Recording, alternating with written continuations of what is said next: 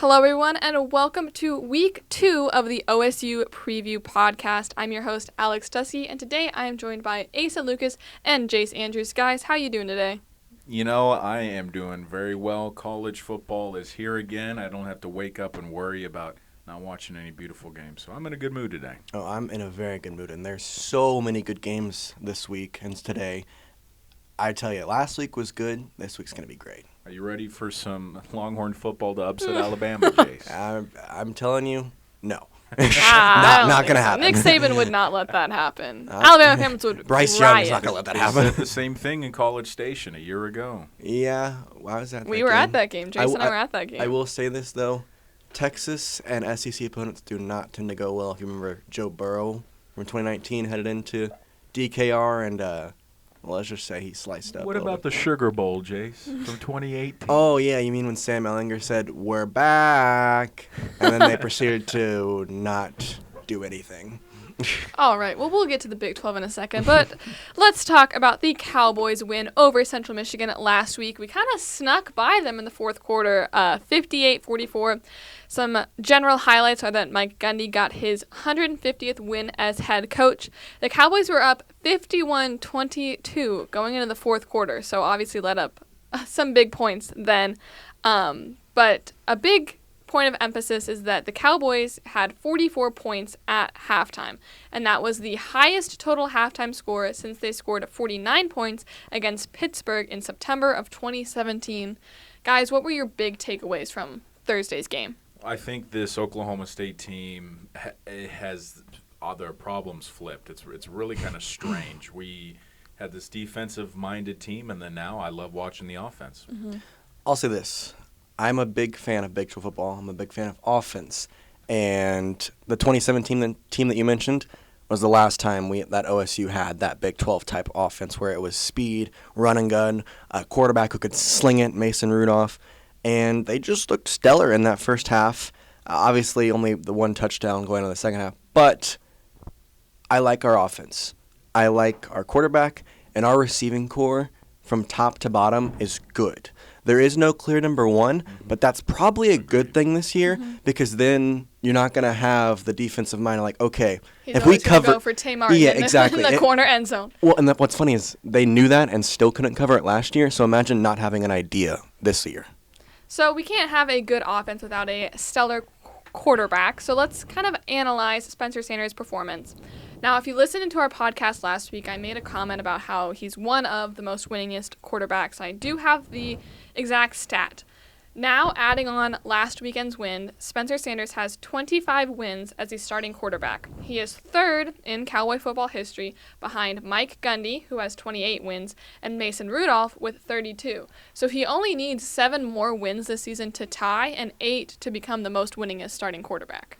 Very realistic stat to achieve. I think even if you're the most cynical OSU fan out there, the record this year is going to be 8-5 for him, and that is including a bowl game, so he's got it. Well, what's funny is last week we talked about it. The bottom of the barrel is 8-4 with a bowl game, and so you could probably win that 9th game there.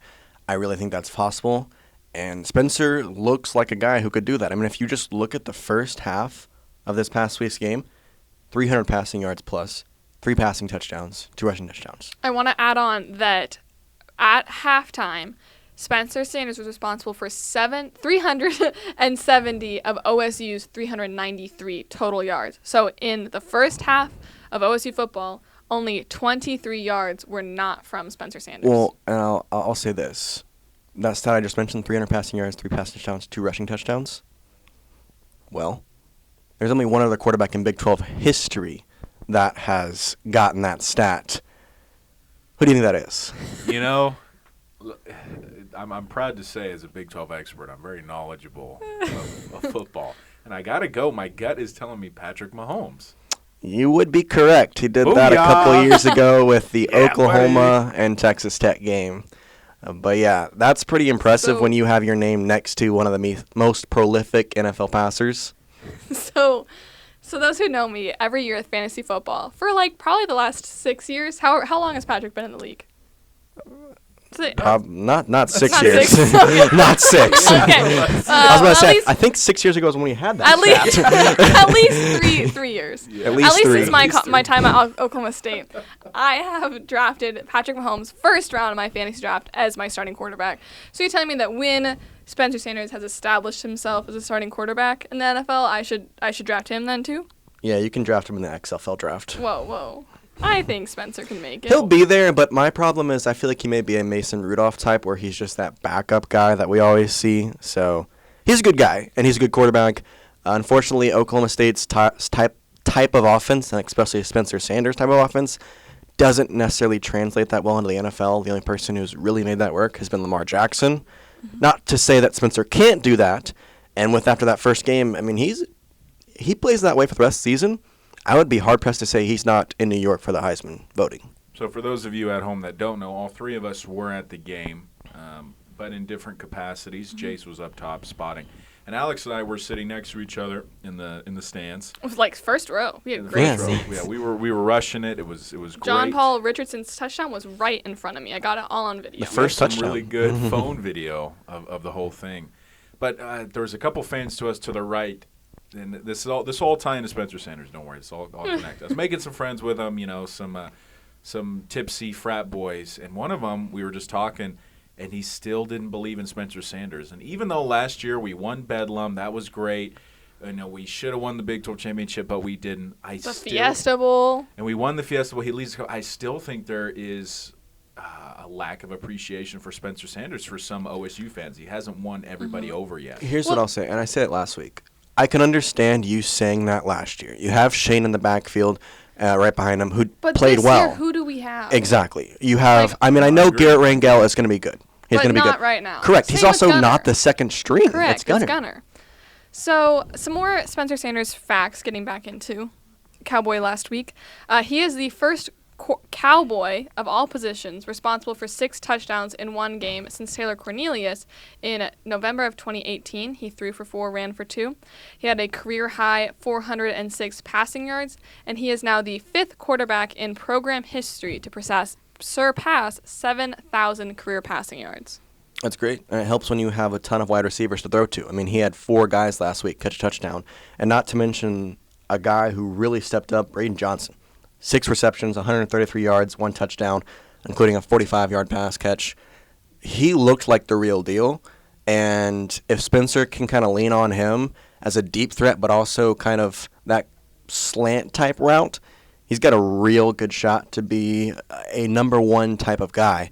But like I said, that's not the only story. You had John Paul Richardson. He had a touchdown. And then you have Brennan Presley, who last year was probably the second to Tay Martin. He didn't have a touchdown, but he had 5 receptions for 83 yards, and he's got some legs on him, That's too. kind of what I think. I think he'll be like the short throw and run type of receiver, where Braden Johnson's going to be the deep. Correct. And what's funny is, I know we didn't really see it too much in the CMU game. I expect to see Brennan Presley in the rushing attack this year, especially in some bigger type games, because we don't have a main running back. If we could kind of put Brennan in there a little bit, maybe he gets him some. You get your playmakers the ball. You kind of hinted at it, and I just want to say it with words. Of OSU's 8 touchdowns, Spencer Sanders is the only player to have multiple. Wow.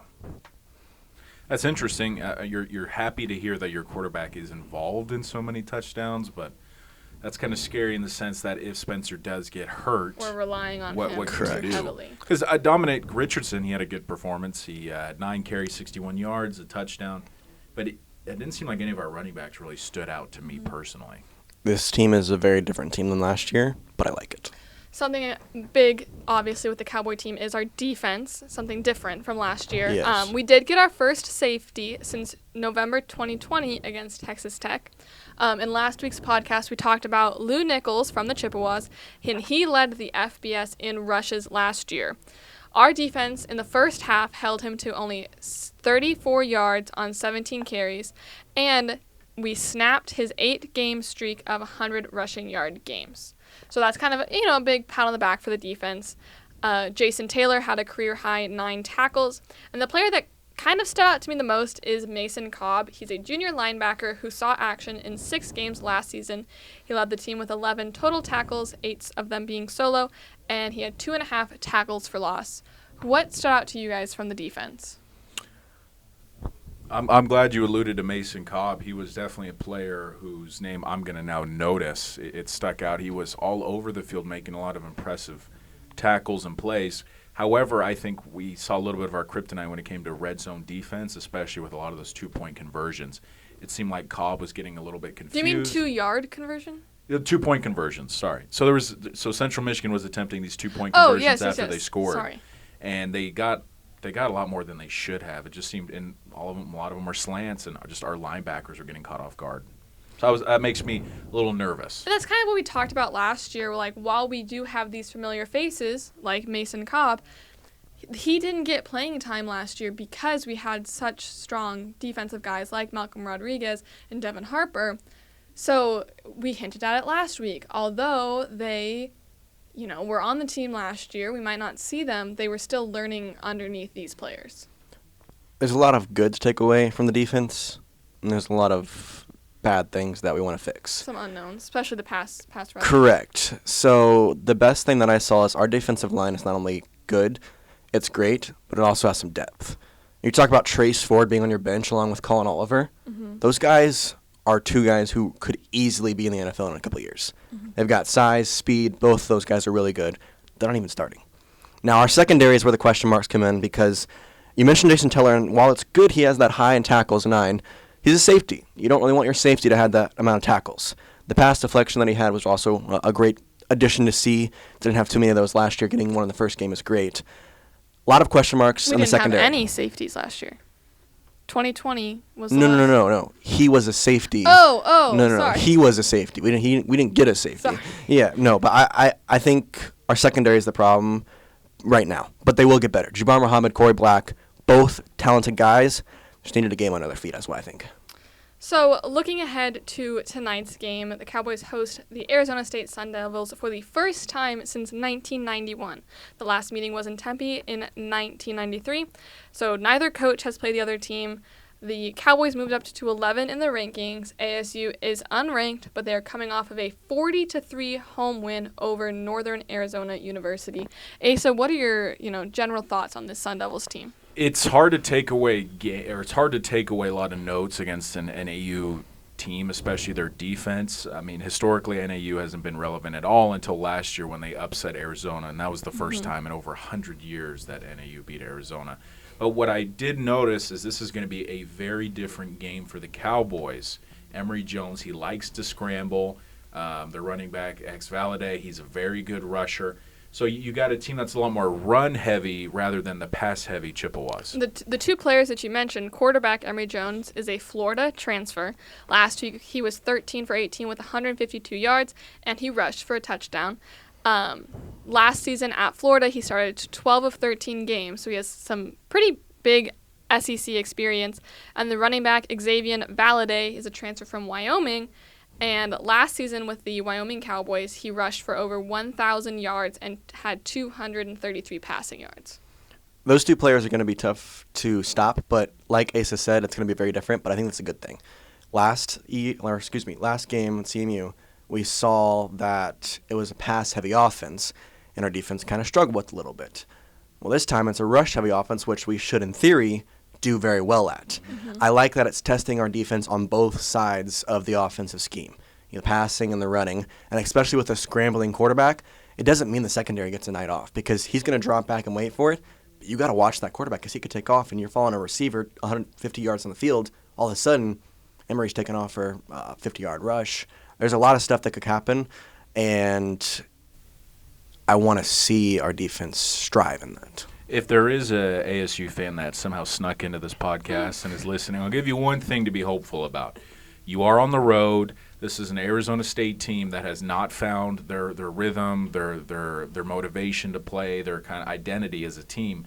But with a former SEC quarterback, Emery Jones, Boone Pickens can be a pretty electric environment at times.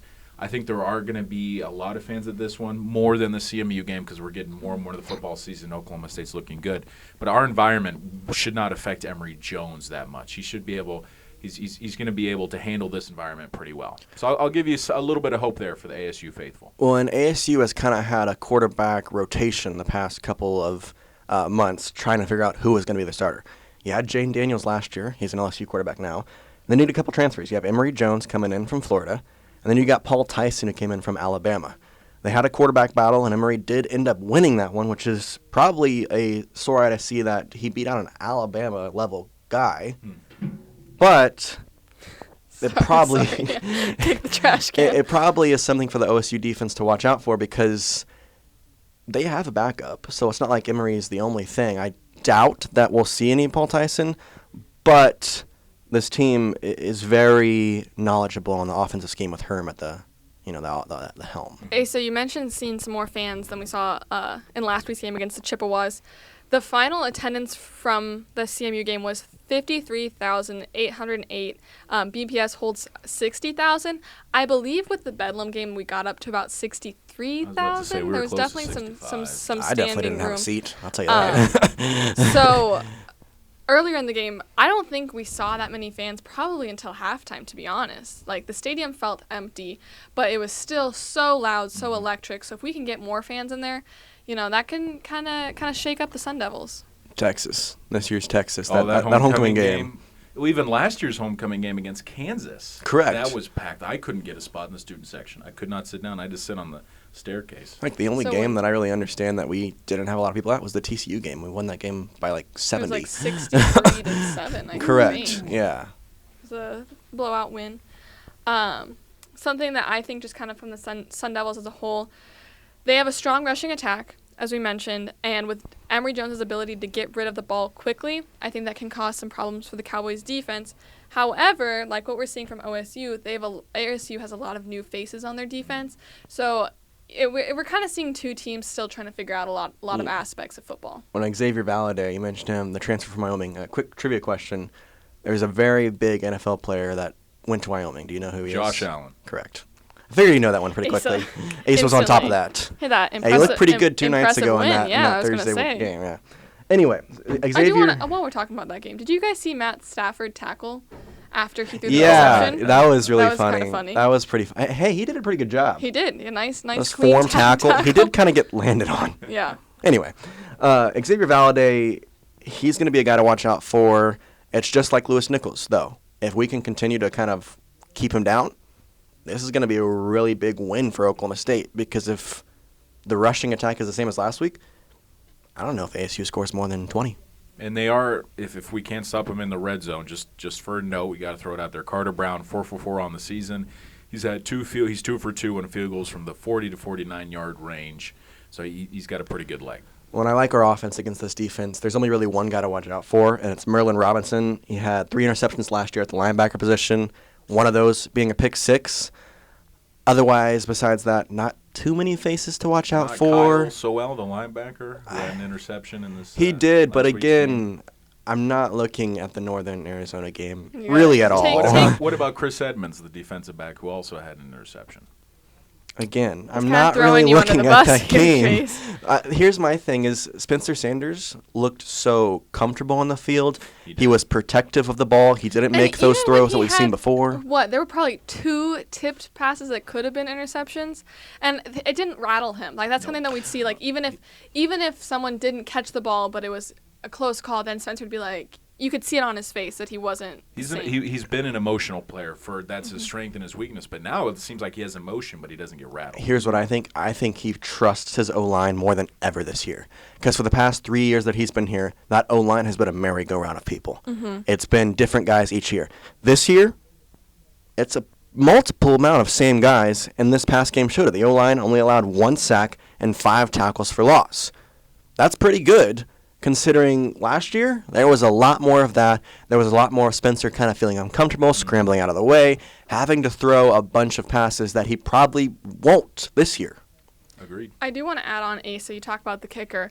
That's something that Mike Gundy has really stressed, at least in the last 2 or 3 seasons, is playing all 3 aspects of football well, and he's been working on his special teams. So it is important to note that Arizona State has a strong kicker going into this game, because that could be, I don't want to say it'll be the difference in the outcome tonight, but, it could make at least help the Sun Devils get more motivation. Well, and you momentum. remember that beautiful punt we watched that forced the safety, that the ball bounced. That was on the 2-yard line, I the think 1 so. yard line, and we got to see that punt. It was great. Special teams looked sharp last week. The best graphic ever was on Thursday night's the Cowboys game, where it was Tom Hutton. The graphic, 32, oldest football player in the FBS.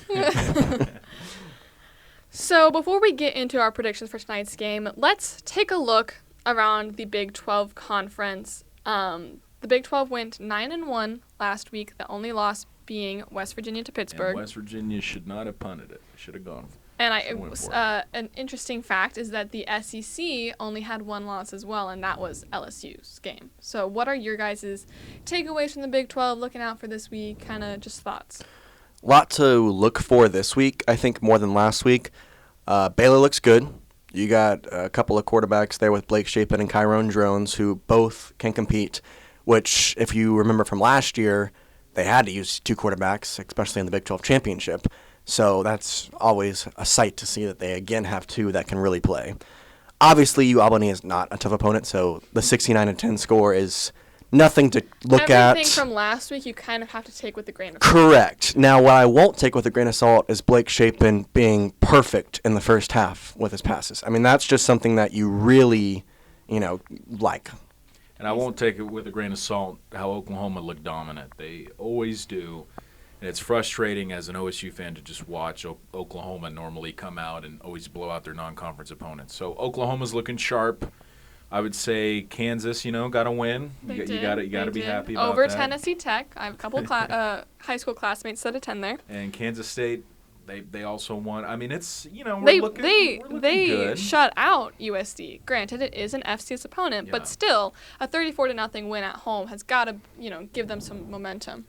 Yeah, it's a big win to kind of project you into the rest of the season. But speaking of big wins, I think this Alabama-Texas game is really going to show people why the Big 12. Alabama's going to get a big win.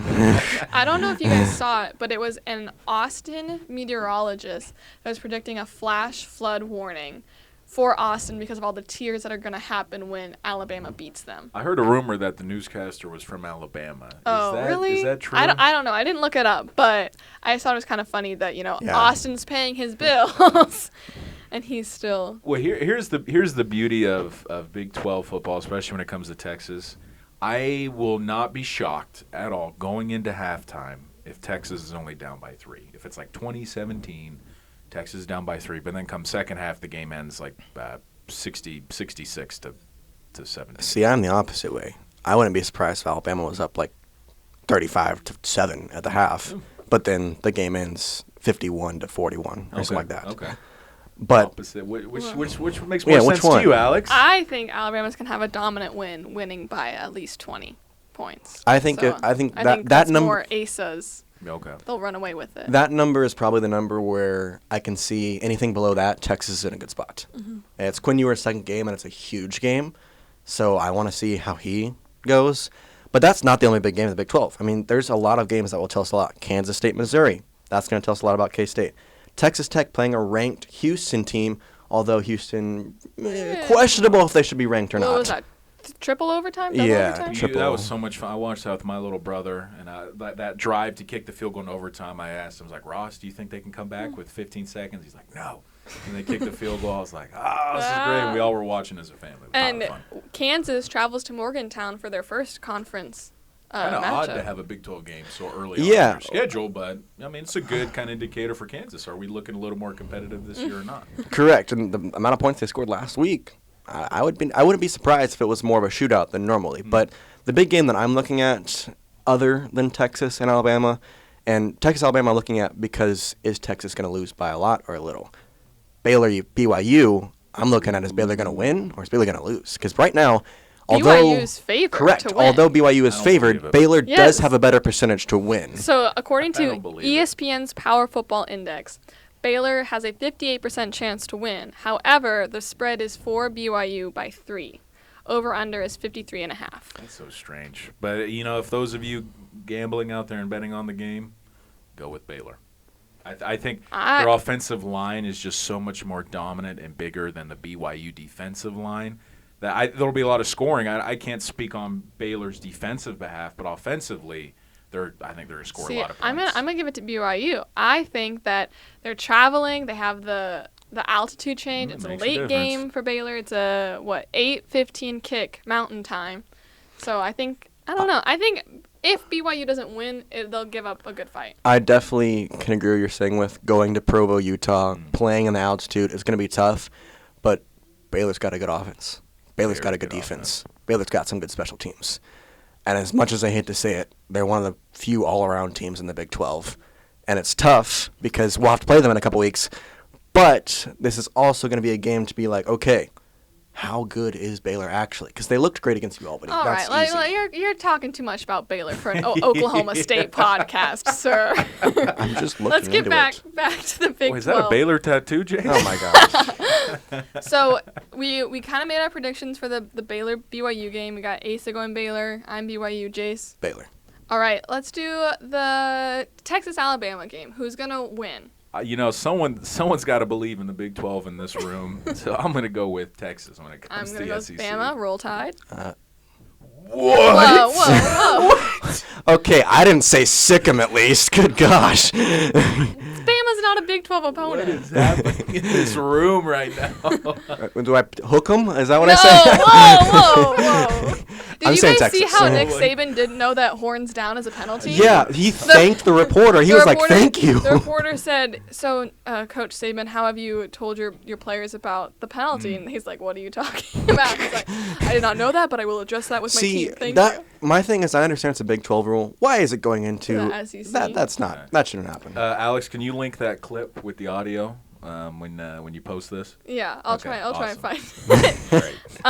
So then, third Big 12 game, let's do Texas Tech Houston. Jace. I'm going Houston. I'm going to go Texas Tech.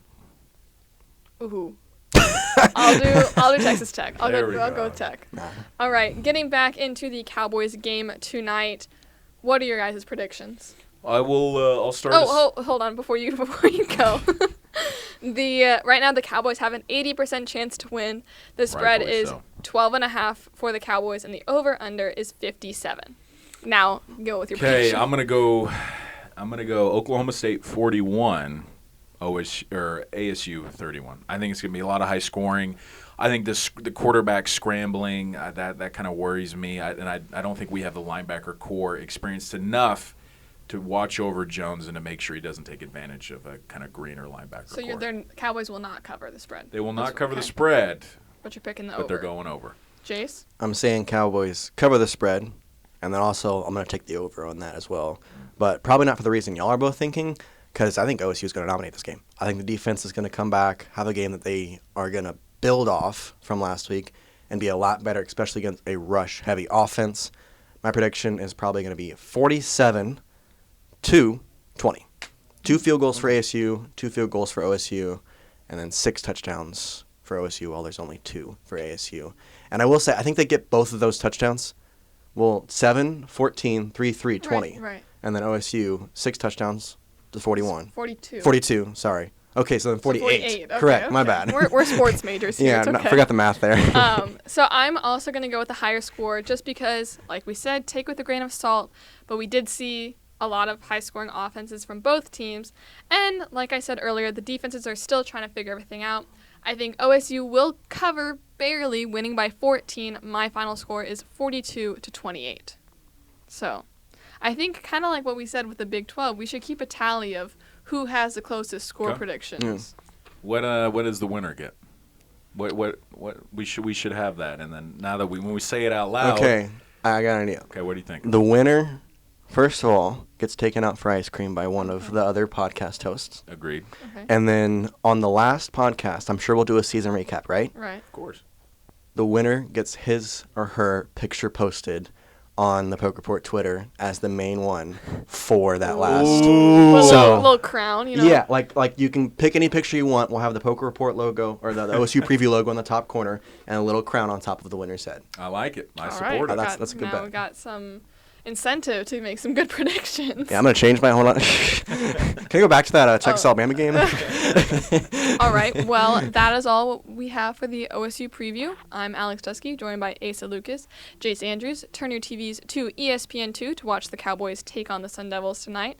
And go Go Pokes! Pokes!